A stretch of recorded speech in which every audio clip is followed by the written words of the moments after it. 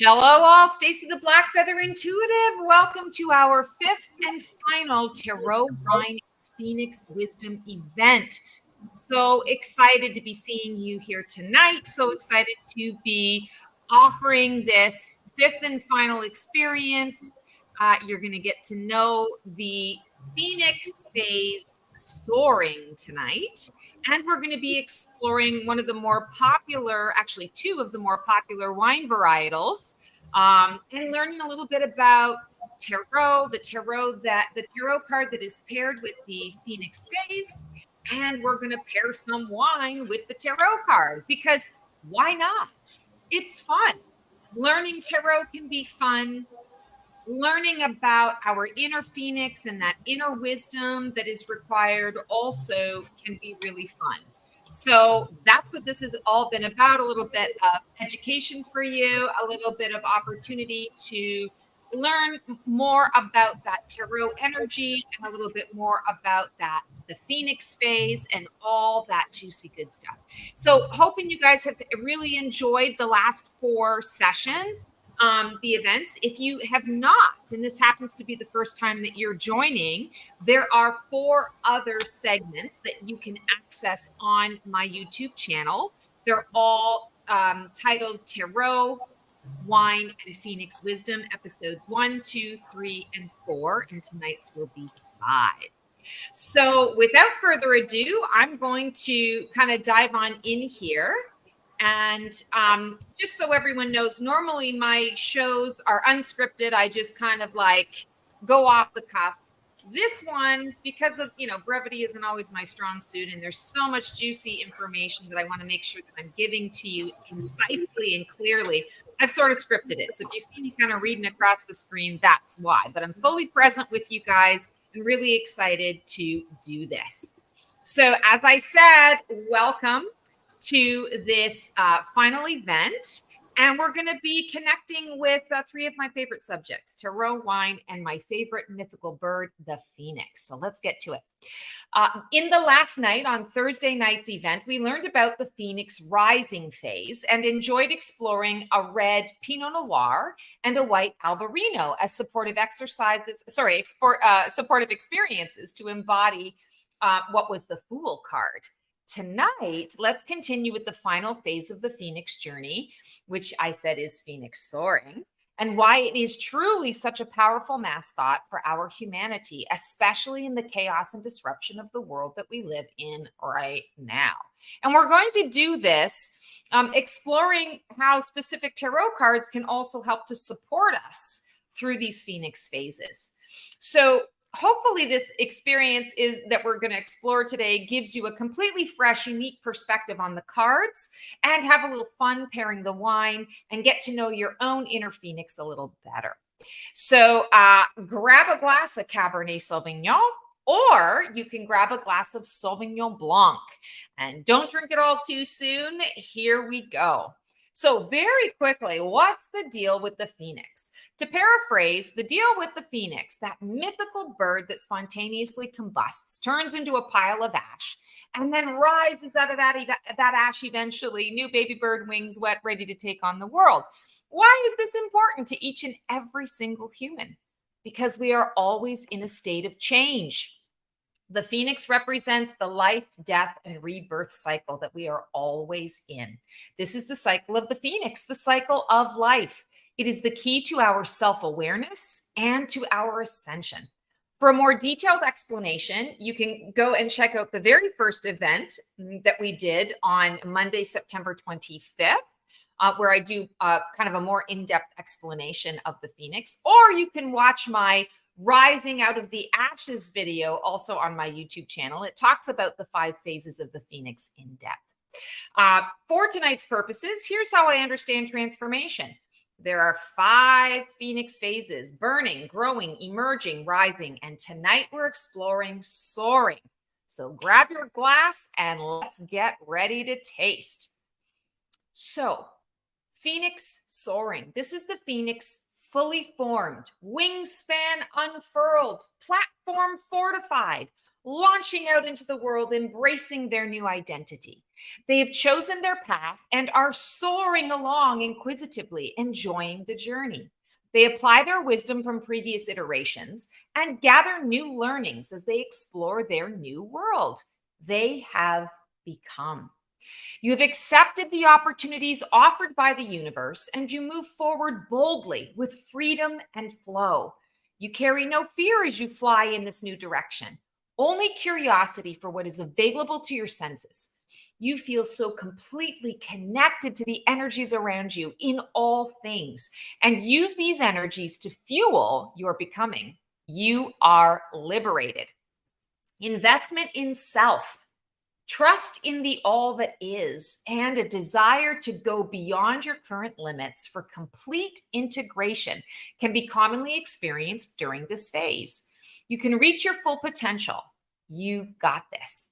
So, at least once you've gone through all of that experimentation from that Phoenix rising phase, and you know you've tried a few things on, just the juicy goodness that is all there, saying, this is what I want. This feels good. This is what I need. And then there's a period of time required when you make a commitment to a particular path or a number of paths because you're now very confident in who you are. You've tried it all on for size. You know what works and what doesn't. Now it's about, I'm soaring on my path. And you go on that beautiful scenic flight, long as it is. And then eventually you come back to the truth that change and transformation is the only constant purpose of our lives. We did not come into these bodies to have this everything to be exactly the same. That would be boring. Sure, we can stay stable for a particular period of time. We can have our feet planted firmly to the ground within a particular situation or circumstance of our life. But it's really all about understanding the whole book of our souls, not just one chapter. So the tarot card for this phase is the World card. And this card represents the end of a chapter that was started. So the world is the sum total of everything that you could possibly desire, or the sum total of everything that you envisioned was going to be the outcome for this particular experience. You've arrived.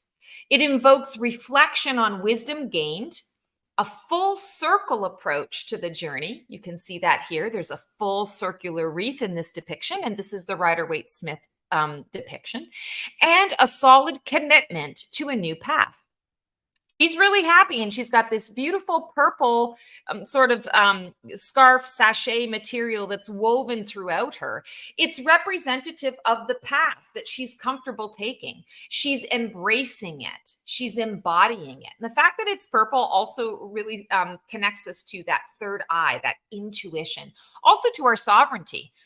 We talked about that in another phase. It's I am a sovereign being, and that therefore I get to choose my path. What does it feel like to be royalty? Well, it feels pretty damn good because whatever choices I make, they're my own. I get to walk my path and live the life and create the life that I'm choosing.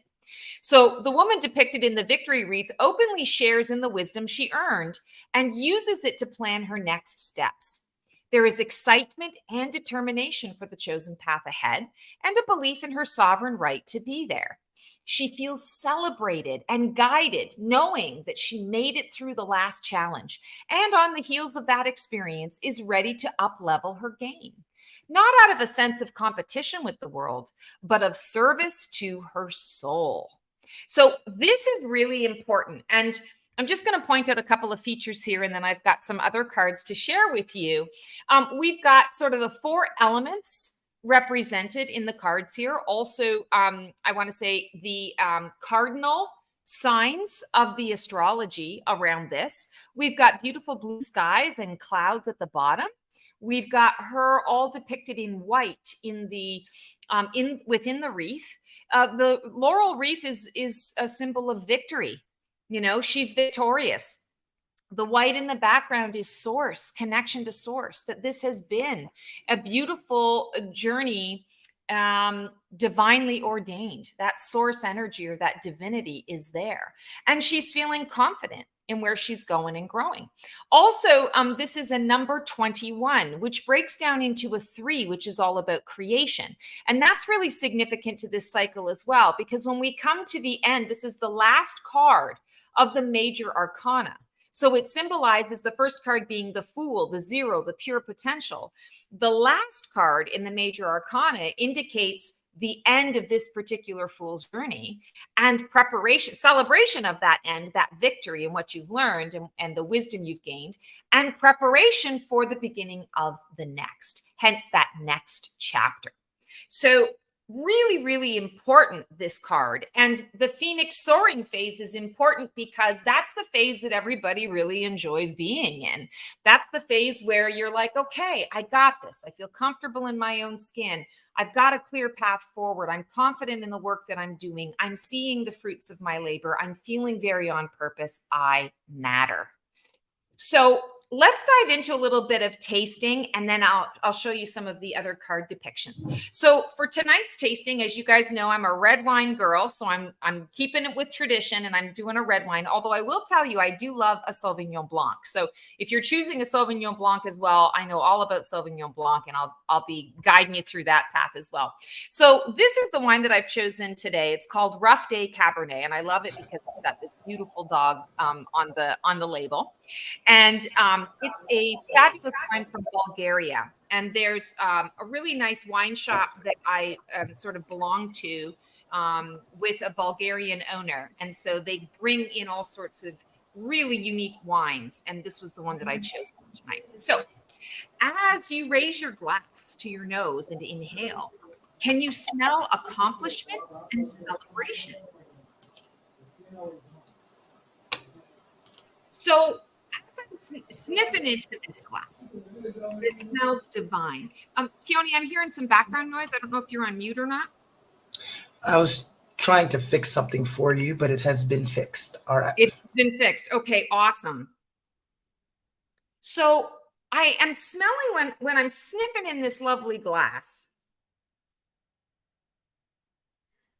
I'm actually smelling like it's almost like when you go out into the spring and you're smelling the flowers in the garden that are just coming up. You smell life, but you also smell like there's still more to come. There's more to come. So I feel like that is accomplishment, but also that energy of, okay, we've got something here and we still need to kind of put a little bit of work behind it, but it's working. What we're doing is working. So just keep going, keep on keeping on. In terms of celebration, I would say that's a big win. When you go out into the garden and you see that the seeds that you've planted and all of the nurturing that you've done to have them grow, when those beautiful seeds start to come up from the ground, that is a celebration because you're like, yay, there's harvest. I did something right.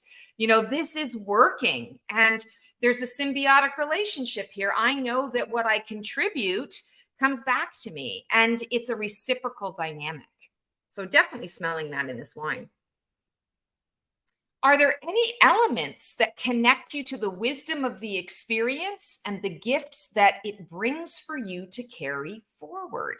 So that accomplishment.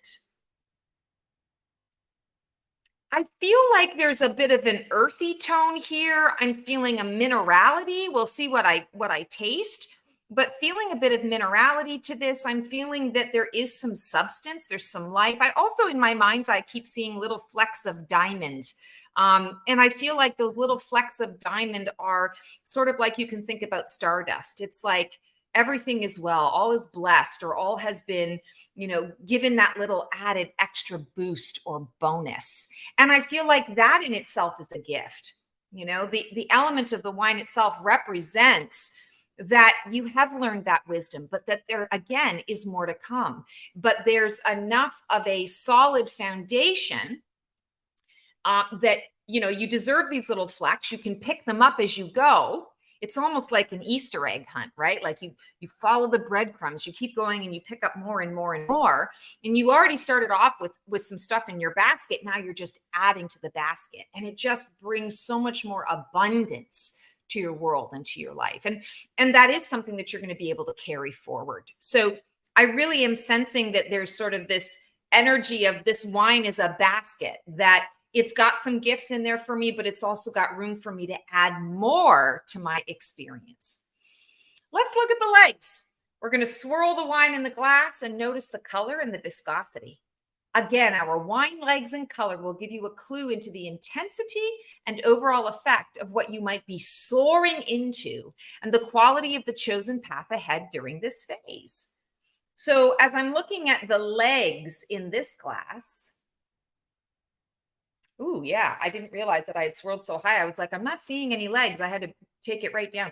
Beautiful legs in this glass. So as we can see with the color of this wine, it's very dark. It's almost a burgundy color. You cannot see through it. So there's definitely a viscosity to this. There's an opaqueness to this. When we see the legs on the glass, the line goes high, but it takes a long time. So the legs are just starting now to come back down. So there's a lot of staying power. And I feel like what this is really talking about is that foundation that you've laid. All of that wisdom that you have gone through and you have learned through those 5 phases, what you let go in the burning, what you were open to receiving in the growing, the hint of the vision and the work behind choosing that vision, moving forward to that. The Phoenix rising, where you're looking at all, you've birthed yourself anew. You're getting ready to get to know your new identity, to really try on different things for size. Now the Phoenix soaring says, all right, you're ready. You're good. Your platform is solid.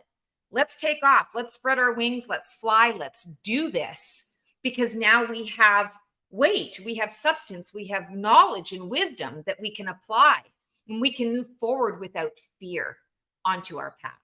So that's really, really important. All right, sipping time.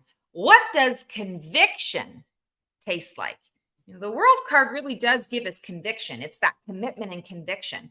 I know now that this is who I am. I know now that this is where I'm going. What does conviction taste like?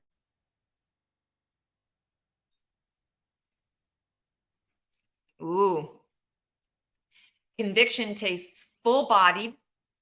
There's a dryness to this particular Cabernet Sauvignon on the front of the tongue, the front of the palate.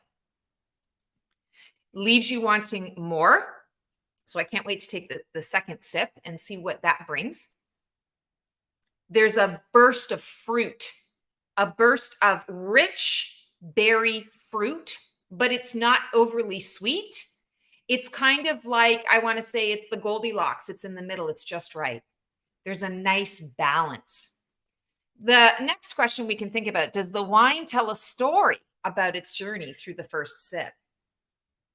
Yeah, it does. Especially with that dryness. It's saying, wow, okay, I have dried my wings, I've gone through it.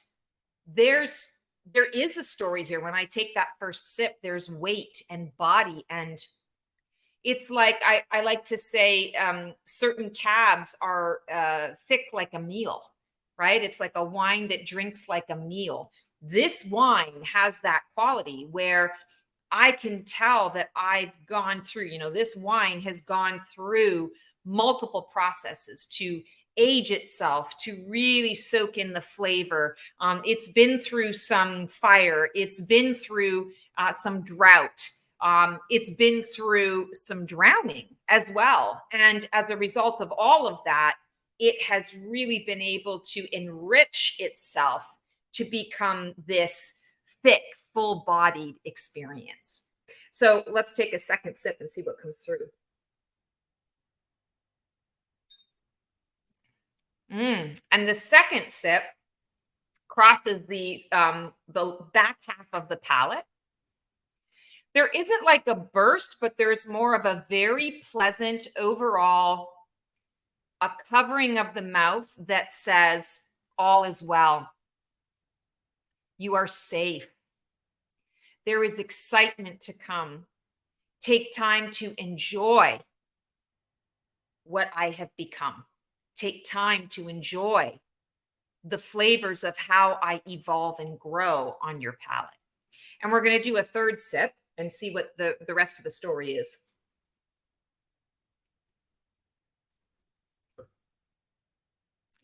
And on the third sip, it mellows out a little bit. It's full, it's rich, it's confidence is what I'm tasting. The story is confidence.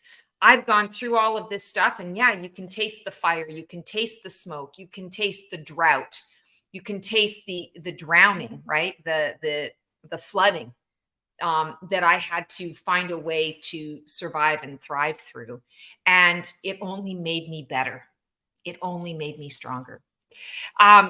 When it first hits your tongue, what do you taste first? For me, it was that berry flavor. What do you taste first? The second taste for me was almost like, I want to say like that smokiness, like fire, not smoky like a barbecue, more like smoke like a fire. I can taste a little bit of that in this glass of wine. So the world has been around the block. So there is awareness and wisdom. Now that you're a bit seasoned with the tastings, do you notice anything similar or familiar in this tasting compared to any of the previous wines? And of course, this is for those of you who have been following us all along.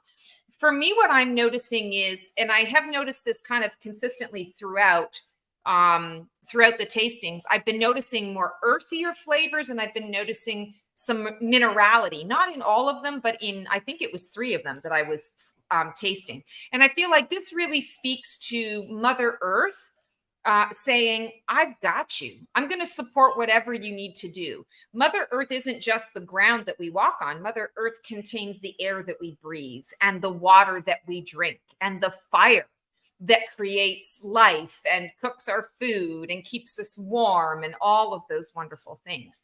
So I feel like that minerality and that earthiness is really at this point all about Mother Earth coming through and saying, you're here on this planet to have these amazing experiences. And while the Phoenix experiences can be a bit daunting, can be a little bit rough at times if you don't fully understand it, don't worry, I've got you. Whatever you need for whatever phase, I've got you. So that's really important.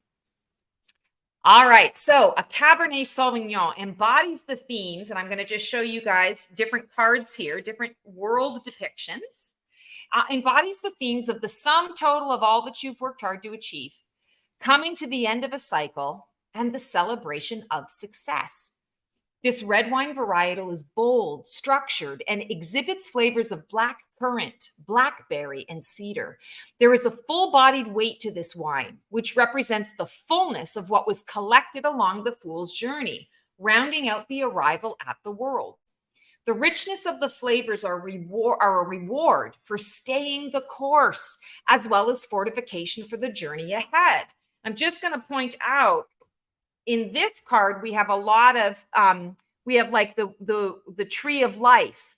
We have the circular wreath, you know, sort of the laurel wreath, that celebration piece. We've got turtles floating around. We also have moths. So why moths and not butterflies? Well, moths are a form of transformation as well, but they're about transforming out of the soul, the shadow work, out of the shadow space, the underworld. So moths transform in the shadow. Moths transform through the darkness or at night. It doesn't mean that they're a dark creature. It symbolizes the strength of the journey that they had to take to become, because they came out of the dark. Butterflies, they experience the light through the caterpillar phase. They go into a cocoon and turn into a pile of goop, and then out they come back out into the sunlight as a butterfly. Moths do it through that shadow work. So that's where a lot of that richness comes through. This card here, the world card, I feel shares a lot of sacred geometry in the card as well. So really giving more of a, I want to say, that spiritual or that energetic feel to what is coming up and coming through. I'll show you 2 other cards here that are really cool. Cabernet Sauvignon also represents the culmination of efforts and the sum total of achievements, reminding individuals to reflect on their hard work and accomplishments, as well as the new identity you are now embodying out in the world. You are shining your light brightly. The making of Cabernet Sauvignon is a time-consuming endeavor, but well worth the effort. The grape is one of the most popular for making wine, and also one that can go wrong if not worked with care. When you have a successful wine, you've earned your wings. I feel like that's really important too, because it really is a celebration of sorts. Ragu would like to know, how do we realize that we have reached this stage? Oh, to reach the Phoenix soaring stage. That's a really great question. So, the Phoenix soaring stage, I'm going to talk about it in terms of like an overall life stage, but of course, it can also happen in smaller phases in our life, particular areas in our life. It's kind of like when you're at the height of your career and you're feeling really good about the work that you're doing and you're being honored and recognized for the work that you're doing, and people start to know your name and they see you as an expert in your field, and you really feel like you're making a difference, and you wake up in the morning excited about the contributions that you're going to make in the world. Phoenix soaring can also be sort of like a particular goal that you're trying to reach. Let's use a marathon as an example. You wake up one morning and you decide, I'd really like to run a marathon. I think I'm being called to this or drawn to this. You might get online and do a little bit of research. Maybe you find a running coach. Maybe you call up your friend and say, I think I'd like to train for a marathon. Do you want to train with me? You do a little bit of research to find out what the best way is to start preparing yourself for that. And then you say, okay, it's going to take me 3 months or 4 months to really condition myself. And so I'm going to go through that process. And in the meantime, as I'm conditioning myself and going through the trials and tribulations of what that can bring, and some of the sacrifice and the surrender to what is, and that strength piece, building yourself up, pushing out of those boundaries, you're also doing research on where's the next marathon that I can sign up for. And when you come out the other side and you're like, okay, it's marathon day. I've done all the things that I can do right up until, the night before. I ate a solid, good carb diet, and I'm ready to go. Let's do this. And, you kind of soar into that. That's sort of that Phoenix, sort of the Phoenix rising aspect of it is you saying, okay, this feels good. And I'm feeling like I'm ready. Let's try this out. Phoenix soaring is being on the run, doing the marathon and getting to that finish line and saying, wow, I did it. I got here. And it's kind of like, this was amazing. And now what can I do with this? This improved me, but now how can I apply that improvement to better my life? Maybe it's you decide, okay, I'm going to train other people to do marathons. Maybe it's discovering, okay, I've done that marathon and now I recognize that I've established a running practice and that has become my meditative practice. I learned that this is something that I want to incorporate in my life for the rest of my life, or, for the foreseeable future. It can take various different forms, but it's part of that. I've committed, and now all of the wisdom that I gained in the challenge of being able to reach that goal is in a complete circle, and I'm applying that moving forward, and it feels good. So I hope that makes some sense, Raigu. That's the kind of the two just sort of general analogies to give you an idea, but it really is about coming full circle. If you think about what you were like when you first came out of college and starting your first job, to maybe looking at like your third job. In your first job, you're a little nervous. You're wanting to really do a good job. You're still in that space of needing to learn a lot of different things. By your third job, you're like, okay, yeah, I've been there and done that. I understand the basics of this, that, and the other thing. Show me the next level. So that Phoenix soaring is, let's look at that next level. I've got enough under my belt that I feel comfortable exploring what that next level is. So great question. All right, so the Cab Sauvignon also symbolizes the completion of a cycle, signaling a time for closure and transition. So it is that celebration, and also, okay, it's time to start thinking about what's next. Also, I want to say this phase, it's not about, okay, I arrived at my goal instantly and now I'm on to the next thing. It's I've arrived at my goal It's time to enjoy the fruits of my labor. I'm celebrating this. I'm full speed ahead on what I've chosen. I'm enjoying all of it, and I'm going to learn and explore everything that it has to offer me, knowing and understanding that there will come a time when I've been there and done that with this particular chapter that I'm in right now. And that Phoenix phase cycle will begin again. So the soaring is the doing and the being, the enjoying of what you worked hard for, and also knowing and understanding. Here's Mr. Neo coming to say hello. Also knowing and understanding that this cycle too will come to an end at some point. So Cabernet Sauvignon also invites celebration and contemplation of what lies ahead, encouraging individuals to consider their next steps and embrace new possibilities. So for those of you who are drinking a little Sauvignon Blanc, the Sauvignon Blanc represents the themes of revelation and reminiscence of the journey, what's been learned, and the contemplation of what's next. So this white wine varietal is vibrant, refreshing, and it exhibits flavors of citrus, green apple, fresh cut grass, and herbs. It's the perfect pairing for the world as it reflects an ideal of what we strive to achieve: lush, full potential. Clean and fresh citrus, the knowledge and health of the green apple, the earthly abundance of grass, and the flavors of life that our experiences give us through herbs. Sauvignon Blanc embraces the moments of revelation and reminiscence, inviting individuals to reflect on their personal journey, insights gained, and transformative experiences that lead to the next goal or purpose. That reminiscence piece is important because we are always trained to be in a space of producing. What's next? What's next? What's next? You're only as good as your last performance.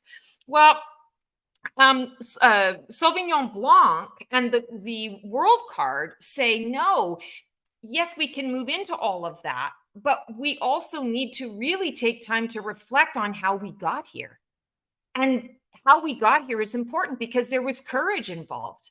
There was trepidation. There were trials and challenges. There were things that you ran up against that you had no idea if you were going to be able to overcome it or not. There were opportunities for you to connect with Source and ask for miracles. What happened in those experiences? And the very fact that you're here doing it all over again means you survived and you're thriving. So that's really important.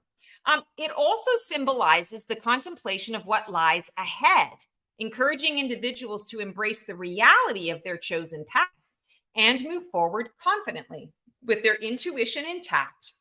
Intuition and your heart is what will drive the next leg of the journey. So the world is really important because it symbolizes completion, that ending. It also leaves the promise for the what's next, but it encourages you to celebrate fully, full circle, rounded out, celebrating fully, and using that intuition, that intuitive space connected to the heart path to move you forward with that confidence. So with all this juicy goodness, what phase do you feel that you're resonating with the most at present? And keep in mind, sometimes we can be sort of in an overarching Phoenix phase in our life and also have mini Phoenix phases in smaller parts of our lives. For example, you may be in a soaring phase overall, moving pretty smoothly along in your world, but you're in a major burning phase in your job or in a relationship. Or you might find that you've had a rough go for a while because you've been in a Phoenix emerging phase that started in your family and has affected all the other aspects of your relationships because it was a catalyst for clearing dysfunctional cycles. If you're curious to explore your own unique personality profile, that Phoenix phase personality profile, to get a deeper awareness of how you handle change and transformation in your life, feel free to take my quiz, Find Your Phoenix. It's on my website, theblackfeatherintuitive.com. You'll find out, am I a copper phoenix, iron, silver, gold, platinum, or liquid diamond? Who is my archangel aspect? How do I change and transform? What are the positive aspects of my approach? What are some of the not so positive aspects where I can improve on my approach? So get the support that you need now. And that folks, is our Wine and Tarot pairing mini course, the 5-part mini series of the phases of the Phoenix. I have had so much fun sharing this transformative information with you, and I hope you've learned something new, gained a fresh perspective on the change in your life, and just enjoyed yourself in the process. And for more like this, I am so excited to announce that officially, as of today, October 1st, Tarot Intuitively, Learn Tarot, or Deepen Your Practice the Fun Way, my membership community is brand new, open for enrollment. In fact, it's already had a few members join, and I'm so excited about that. It's a vibrant community of tarot enthusiasts learning tarot in a very unique, very personal way. We build relationship with our cards rather than memorize the system. You learn so much faster when you can personally relate to the teachings and have fun doing it, right? So we'd love to have you there. We do a number of different things as well. There are built-in, specially curated exercises to help you deepen that relationship with your tarot cards.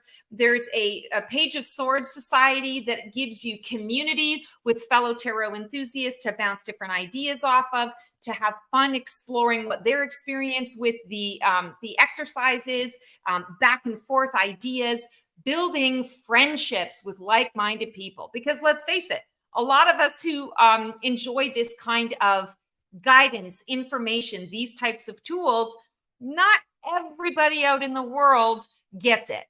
And so sometimes it can be hard to find like-hearted souls. This is a place to find like-hearted souls. We choose a tarot of the month, a tarot card of the month, and that's Meet Your Monthly House Guest. We do an in-depth deep dive with that monthly house guest. And then we do an Invite Your Neighbors theme party, where we get to know 4 other tarot cards in the form of themes that really are relevant to today, relevant to now. How can I use these cards to help me through these particular areas or issues? I do specially curated card spreads that you can use to do deep dives for yourself. There's journaling stuff. There are so many different ways to be able to connect with your cards, to learn that tarot energy, and you do it in such a fun way. There are so many resources in here as well. And I also do a 3 of Cups gathering. It's a wine and tarot. And it's not exactly like what we've done here tonight and over this series. It's a little bit different than this, but it's similar in that every month we get together for an hour. We do a live Q&A chat about all things tarot. We talk about our theme of the month or a card of the month. Any questions that you have around the exercises or just tarot in general, we sit and we shoot the shit.